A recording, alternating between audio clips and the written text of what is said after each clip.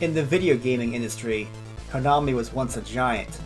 Along with Capcom and Nintendo, the big three companies of the late 1980s were responsible for a huge number of the best-selling games and game series.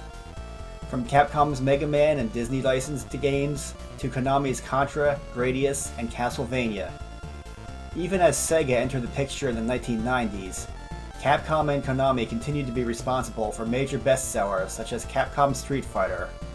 And while Konami struggled with the transition to 3D, they later found new life with horror series Silent Hill and stealth action series Metal Gear, a continuation of an older series that was previously not very popular.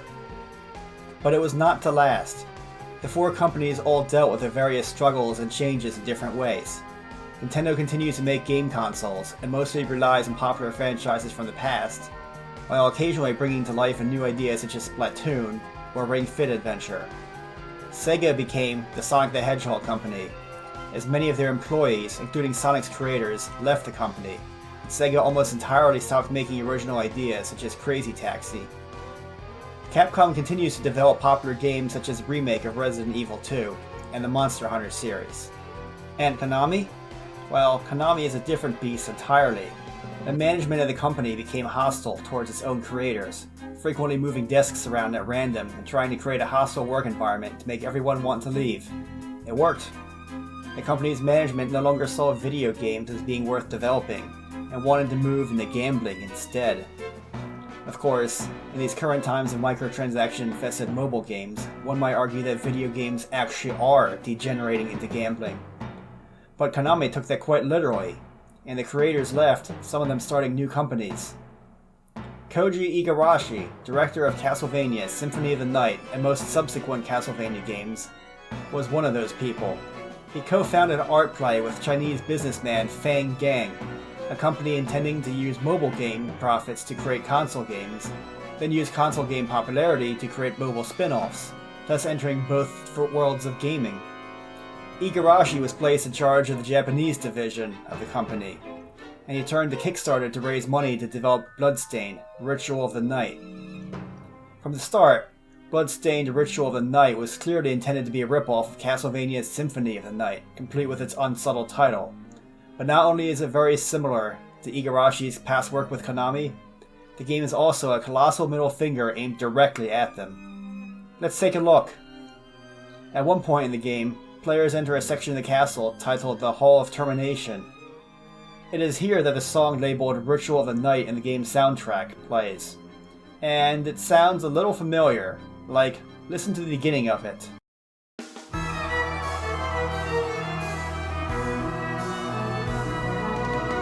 It sounds kind of like a mixture of the death theme from Castlevania 1 and Game Over theme from Castlevania 2 mixed together, but changed just enough to avoid copyright problems.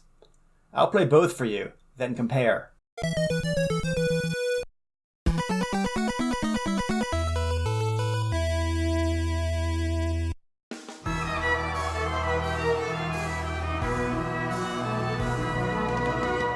It's a bit subtle, but once you know what to listen for, it sticks out.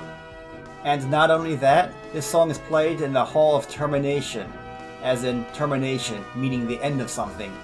The end of what? The Castlevania series? It's fitting that a game that's intended to be a spiritual successor to the Castlevania series makes fun of Castlevania by mixing its Game Over song into a song named after the new game. In its official soundtrack, this song is titled Ritual of the Night. It's as if the song is saying that Castlevania is dead, and Bloodstained is taking its place. Which, considering what Konami has been doing with the franchises lately, is probably true. And speaking of what Konami has been doing with their franchises, check this out. One of the hidden boss fights in Bloodstained is against this symbolic monstrosity, an anthropomorphic slot machine monster. Unlike a real slot machine, the wheels in this one turn out lucky most of the time, resulting in attacks. What could this slot machine represent? Well, Konami hasn't been very interested in making new games based on their franchises, unless gambling machines count as games. Like Silent Hill, the slot machine, or Castlevania Erotic Violence. Yes, seriously. Why is it called that? What does this have to do with Castlevania? That is what Konami has degenerated into, and it's working. The profits are up, and shareholders are happy, and that's all they care about. That slot machine is a representation of all that is wrong with modern Konami, making this boss fight all the more satisfying to win.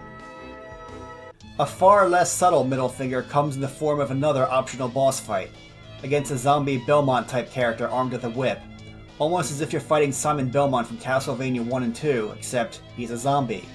I like to say that Castlevania is a zombie series, shambling along practically dead. Indeed, what is there in the Castlevania series today besides a Netflix cartoon, a slot machine, and an upcoming mobile game? Finally, the most overt middle finger directed straight at the Castlevania series appears in the form of a series of missions. This one elderly lady character gives you optional missions that are basically kill X number of Y enemies, all to avenge the death of various people. I tend to ignore these kinds of missions, seeing them only as busy work that I don't find fun, but here's a fun part. The name of every single person she wants you to avenge is a Castlevania character, with the last names removed to avoid copyright infringement. Basically saying, once again, that Castlevania is dead. But it goes further with its symbolism. Not only is the Castlevania series dead, but she wants you to avenge it. So go avenge Castlevania. While Konami dances on its corpse by turning it into a slot machine, go slay a slot machine, fight the zombie corpse of the franchise, and traverse the castle to the Castlevania Game Over theme, as Bloodstained rises from the ashes, with not one, but 2 games so far to take its place. Besides, the biggest middle finger of all, the fact that this game exists and is selling well, and appears to have outsold the game as a ripoff of. They say that success is the best form of revenge. Koji Igarashi has taken his revenge.